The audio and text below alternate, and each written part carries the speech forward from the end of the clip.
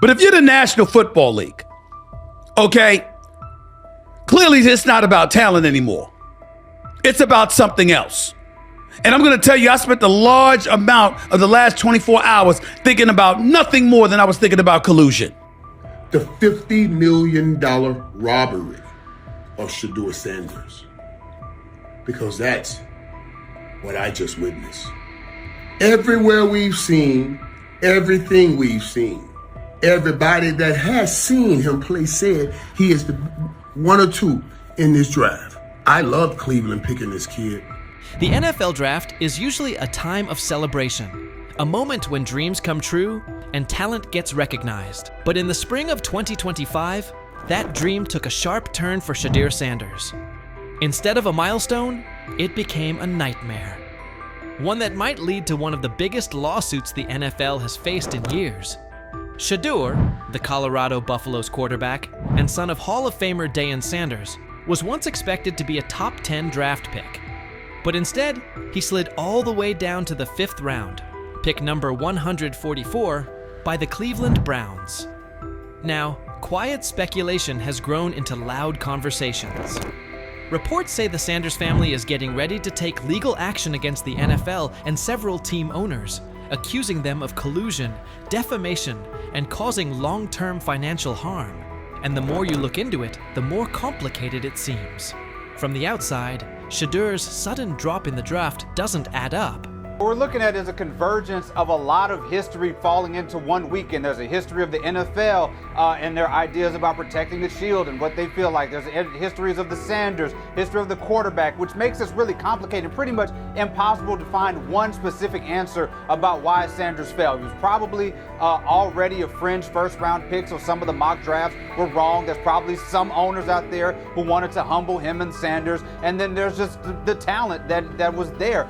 So I'm not, it's okay, I think, to say we don't know what the specific answer is. What I do know, though, and I know it's maybe a little bit of a tangent, but I feel like it's important to say, I want to say this to folks on the internet and folks who are paying attention. This is not the Colin Kaepernick situation. This is important to know. Colin Kaepernick was absolutely blackballed from the league for standing up for folks' rights. This is not what Shedeur Sanders went to. He was embarrassed for 48 hours in the draft, and he ended up going to a Browns team where he still could possibly be a starter on that team because they managed to have half of Wu-Tang Clan's worth of bad quarterbacks, and he can still work his way up to a starter. So this is not the same situation. His career can still end up being okay.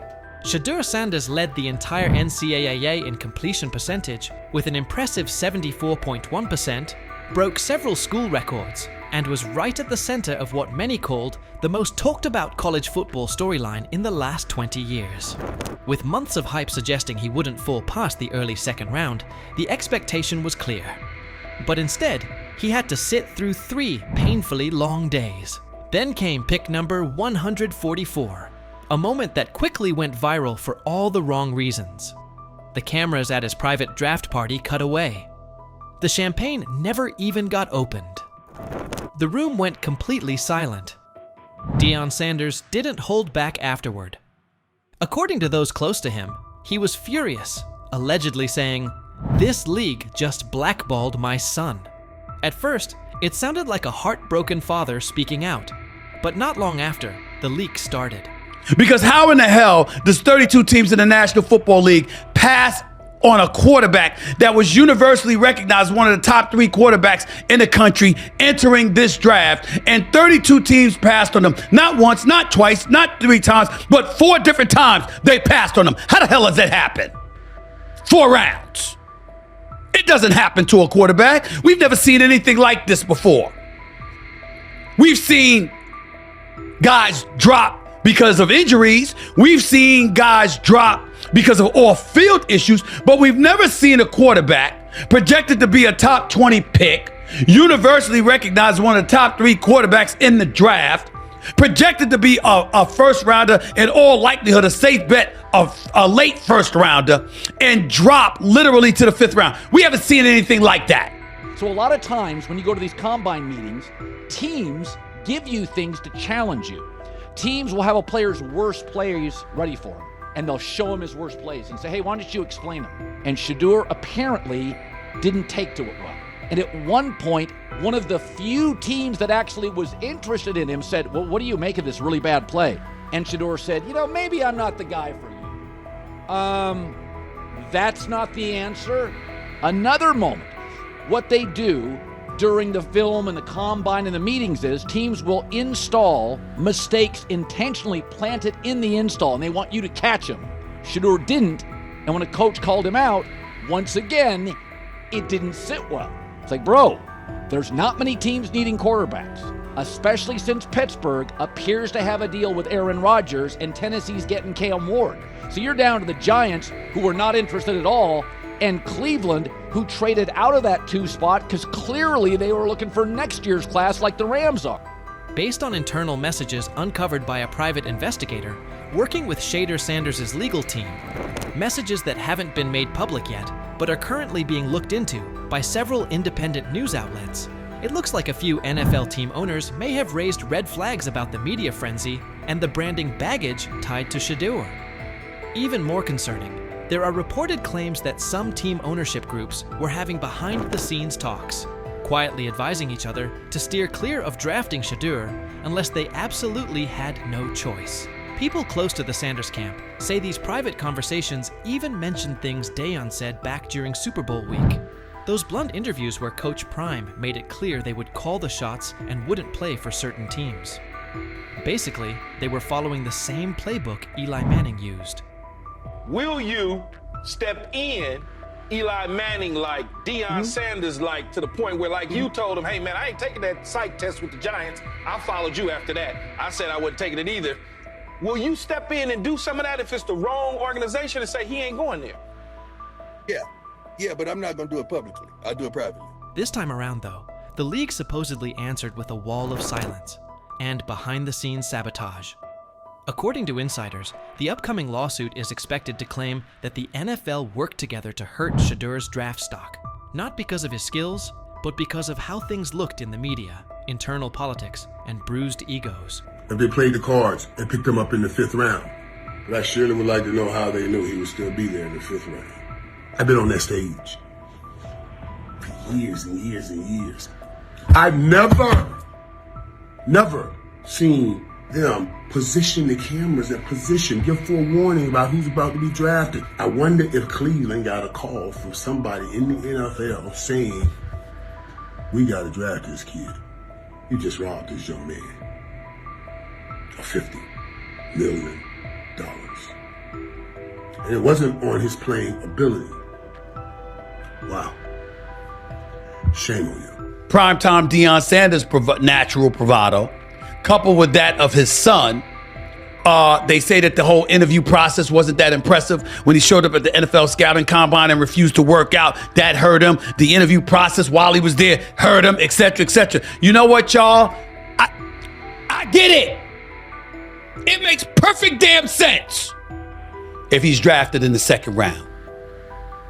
It's the fact that he fell to 5th that's alarming. After the draft, analysts on Fox Sports tried to make sense of the slide. Some said Shedeur wasn't a once-in-a-generation type of player. Others questioned his intangibles or pointed to the so-called baggage he brought with him. But instead of cooling things down, those comments only added fuel to the fire for Sanders' legal team. They're asking, how does a quarterback with a higher completion percentage than the #1 overall pick fall more than 130 spots? Why did draft experts rate him so highly, yet not one NFL GM publicly pushed back when he slid? From the Sanders camp's point of view, this wasn't just a case of a poor team fit. It looked more like a deliberate effort to send a clear message. Players don't get to control their future. That power belongs to the league. And nothing seemed to capture that message more clearly than Colin Cowherd's widely shared line: "Nobody wants a celebrity backup quarterback." According to sources, that quote is already being looked at closely by attorneys and has shown up in early versions of the legal filing. To them, it's more than just a jab. It's part of the case. So he says, this is exactly what he says. I'm told the footage of Shedeur Sanders meeting with the Giants is so bad that both the Browns and the Sanders family have threatened legal action if it is What in the NFL is happening right now? The New York Giants just leaked a draft interview recording with Shedeur Sanders, and fans are completely freaking out. Did Shedeur take some shots? Did the Giants forget what the word confidential means? Or did someone accidentally hit reply all on something that was supposed to stay locked away? Get ready, because this roller coaster involves hot mics, bad takes, and a whole lot of drama. What happened with Shedeur on draft night to make him fall to the 5th round, and them talking about the Giants coming out with all that information talking about Shedeur did bad, bombed the interview, all that type stuff. We all know my last video when I talked about the interview tape about Shedeur did not get a playbook. The NY Giants, in true Stonewall fashion, dropped a carefully trimmed clip from their highly sought-after interview with Shedeur Sanders, then quickly locked everything else away like it was top-secret intel. Was this a calculated PR stunt, or just a low-key attempt at sabotage? Either way, the silence speaks louder than any official statement. Fans aren't buying this half-baked version of transparency, and they're definitely not ready to just bench him and move on. Instead, they're demanding answers, calling out the organization for what feels like a planned smear job. One thing's for sure, the hate is loud, but Shedeur's supporters are even louder. There was another team that he sat down with. What do you mean it didn't go well after that? So, he was pissed that they did that to him. They did that to him. He counter-confronted the them. same thing they do to every other quarterback prospect. They did that to him. They slide in a mistake to see if you catch it. Right. And so because you're the quarterback. But he didn't take it as a correction. He took it as like he got pissed off. Yeah, and it's like so here's another one. So another one was, he throws a bad interception, and it was a deep throw early in the game, and he comes back and they go in the meeting, they show the interception. Let's just call it like it is. The Giants have perfected the tease. They've basically turned "we've got more, but we're not sharing it" into a comedy act, and the joke's on them. It's like they're standing center stage, booing themselves. Oh, you want more? Too bad. We're guarding it like Grandma's secret lasagna recipe. Congrats, Giants. You've officially become the talk of TikTok, X, and even Aunt Barbara's Facebook. Yep, the holy trinity of online outrage. This whole thing screams drama, screams petty, and definitely screams PR disaster in a fitted cap. Just release the full tape before fans start pulling up to headquarters with pitchforks. And popcorn. GM is getting fired. The GM, who is that nigga that Jaden Daniels. The GM is on film that the nigga's son, the nigga asked his son last draft, yo, who you think I should pick? His son like, yo, you need to get the Jaden Daniels nigga, B. This is what his son, it's on tape. You should go Jaden Daniels. He laughing at his son. And all right, cool, get Jaden Daniels. I don't even know how that tape got out. I wouldn't have let the shit get out personally. Meanwhile, Shedeur, the latest poster boy for maybe the Giants don't like talent unless it's dressed in blue and red confetti, is soaking it all in like it's just another day at practice. And here's the best part of the irony. The Giants tried to label him as all hype, no substance, a paper tiger. But instead, they accidentally turned him into the hottest name being mentioned by every sports analyst out there. They tried to bury the story, but somehow ended up stamping it in bold. It's the classic case of ignoring a trending conversation for so long that sure, people get annoyed, but at the same time, they keep your name alive better than your own PR team ever could. It's funny. New York Giants, where these tapes at? You hear me? Because if Shedeur Sanders was so unprofessional, y'all would have leaked the tapes for the whole world could see, right? Cause understand, it's a lot of he say, she say. But one thing I do know, as a young black man growing up in this world, being straightforward and not sugarcoat anything. Oh, this narrative is pure gold. Giants PR completely skipped subtlety and went straight to the "We don't like his dad" playbook. A move so awkward, it's like trying to dunk and ending up in a kiddie pool. You can almost picture them brainstorming it. Yeah, we're just not fans of QB families that aren't ours.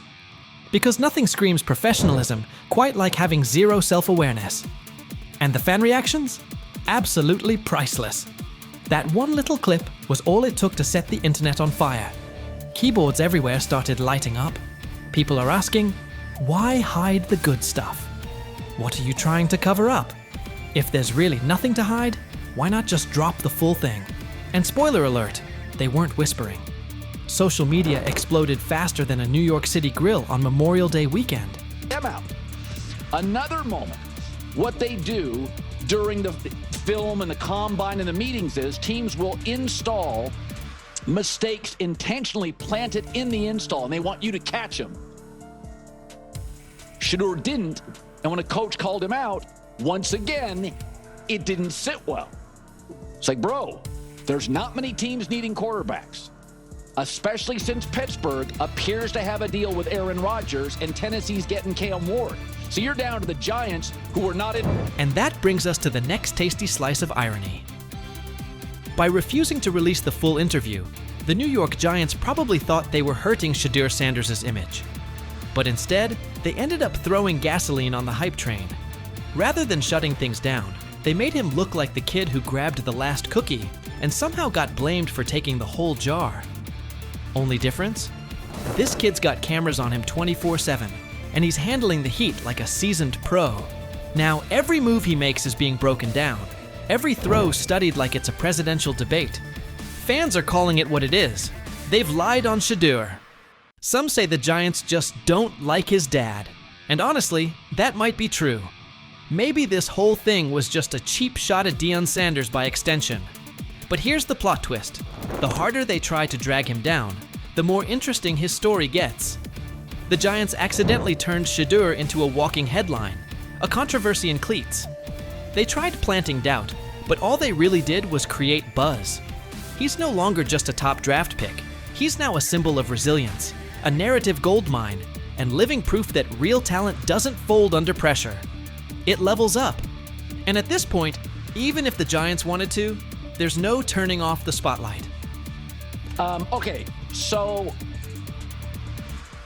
probably the most fun yet the most difficult thing I cover and we cover all year long is not games.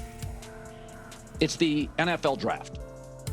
Because I've said this many times, you get lied to for a month to 2 months up to it.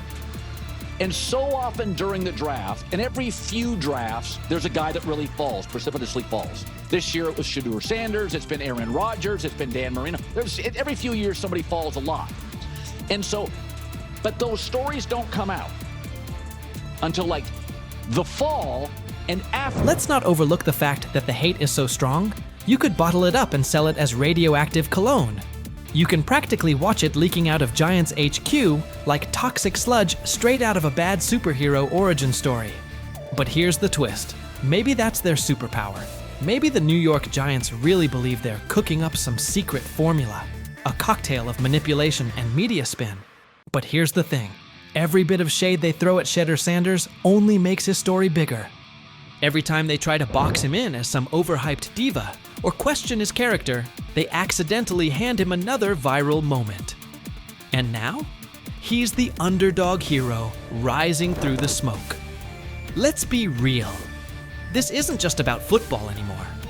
This is about narratives, control, and how the establishment absolutely loses it when they're no longer holding the pen. And the real kicker? They still won't release the full interview. You've got NFL fans, media heads, and entire Reddit threads all chanting, "Drop the tape." Like it's some long-lost Beatles album. Meanwhile, the Giants are just sitting there, staring into the void like nobody saw this mess coming. Now, I don't know if it ever gonna get leaked or not. The tapes, the New York Giants have the tape. They definitely have the tape. It's confirmation that they have the tape. Shedeur didn't do nothing. It's what they saying he did. I'm gonna tell you what these mixed reactions right here. So we already know about the New York Giants. But the Pittsburgh Steelers head coach Mike Tomlin reported Miles Sanders' talent, but hesitated to draft him due to previous challenges with quarterbacks like Russell Wilson and Justin Fields, leading to more cautious approach. Las Vegas Raiders. Sanders met with Raiders at the NFL scouting combine and expressed enthusiasm about potentially joining the team. His familiarity with the West Coast offense and quick release was noted positive, though concerns about his ceiling. Was out there, I talked to Denzel Ward. Yep. I talked to some, but I can't say the name. But anyway, I done talked to some people. He looked different. There's a difference when that young bull is out there spinning that ball. You hear me? Mm-hmm. Difference. I'm talking about football. I ain't talking about no media and all that hoopla and all them, on Twitter, they putting up the numbers. Some he with 10 for 12 for 2 touchdowns. I'm talking about when he's at the helm, he looks different. Whether he's going with the first team, second team, or third team.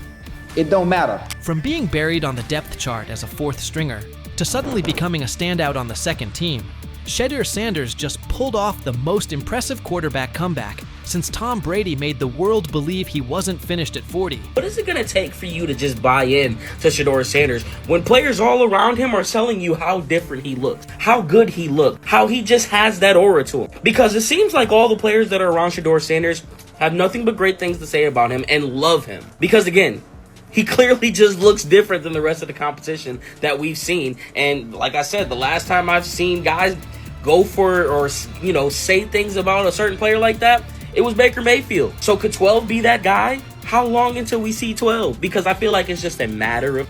The same haters who were cheering when he got dropped to fourth string are now scrambling for excuses faster than a glitchy Wi-Fi during the Super Bowl. Get ready, because this isn't just a step up on the depth chart. It's a serious reality check that's got the critics choking on their own words with a big helping of humble pie. Being said, I see some balls coming out of Shedeur Sanders at that game, and I'm like, kind of looks like a guy. Yeah, I'm reading. He can sling it. I see him, some of the veterans, how they talk to him, mic'd up, see what he's doing in the community. Yep. Talking about Njoku there? Njoku, mic'd up. Yeah, once you see, different little interactions and things like that, I know he has the talent. We'll see. It'll be a competition that usually brings the best out of guys, especially young guys. So I'm interested to see how that quarterback situation. I've heard he's been outstanding. The Cleveland Browns training camp just turned into the most talked about event in town. All thanks to Shedeur Sanders, who took his spot as fourth string and used it as motivation for one of the most impressive rises the NFL has seen in years.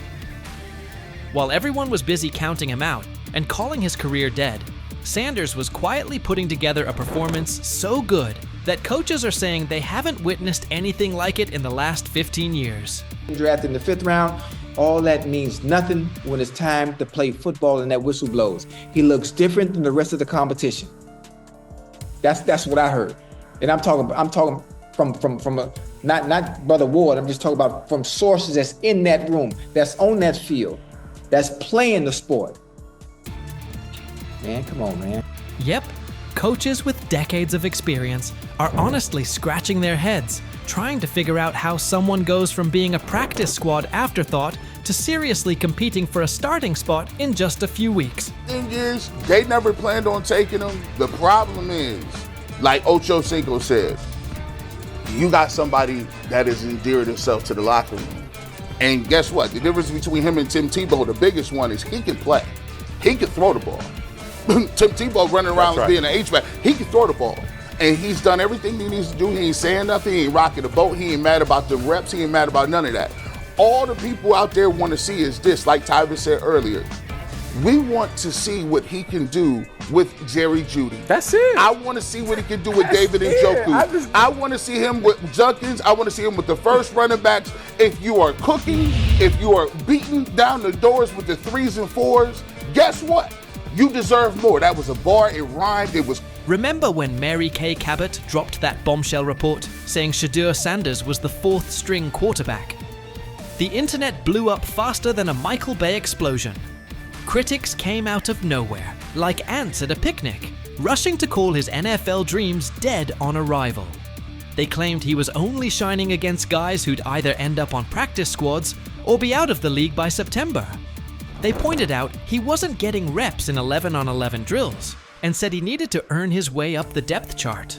Dude, listen, the guy, all I can say is that he goes where the ball's supposed to go, and it looks the way it's supposed to look. And when I hear that tells me it sounds like the Browns may have got a steal with Shedeur Sanders in the 5th round, because I think he'll have a chance. I'm not saying he's going to be the starting quarterback in September, like week 1 or 2 or whatever it may be early in the year, but I think he's got a chance to develop into something that hopefully would preclude them from having to draft a quarterback first overall or top 5 next year. Like you said, I see some balls coming out of Shedeur Sanders at that game, and I'm like, kind of looks like a guy. Yeah, I'm reading. He can sling it. I see him, some of the veterans, how they talk to him, mic'd up, see what he's doing in the community. You talking about Njoku there? Njoku, Mike Napier. Once you see, different little interactions and things like that, I know he has the talent. We'll see. It'll be a competition that usually brings the best out of guys, especially young guys. So I'm interested to see how that quarterback situation. I've heard he's been outstanding. Funny how the tables have turned. Those same critics are now watching Sanders climb the depth chart like he's scaling Mount Everest with rocket boosters. The guy they wrote off is now the one they can't stop paying attention to. Every completion sends a message. Every perfect throw is a reminder that real talent doesn't stay hidden forever. And with every practice, he's showing that maybe, just maybe, the Browns stumbled upon their hidden gem. One thing for the fans to sit here and hype up Shedeur Sanders, because we all know how we get about certain players that we like. But it's another thing when you hear it from players who are actually on the field, who are actually in the locker room, who are actually next to this guy every single day. Because I'm sure we've all seen the quote by now by Chad Johnson when they were on the nightcap, and he talked to some young bulls. He talked to Denzel Ward. He didn't want to give away his name, but he already did it. And he said that Denzel Ward says he looks different from the rest of the competition. We've already been seeing. When word got out that Shedeur Sanders officially moved up to second-team reps, passing Dillon Gabriel along the way, the shockwaves hit from Cleveland all the way to Canton. This wasn't just some small roster tweak, this was huge. One day he's throwing passes to practice squad guys, and the next he's running with the second team, putting real pressure on the starting quarterback spot. The promotion came after Sanders completely dominated minicamp, showing toughness, leadership, and total control on the field. His passes were right on target, hitting receivers in stride. His decision-making was sharp as a blade, and his grasp of the playbook had coaches nodding like proud parents at a school play. But this wasn't beginner's luck.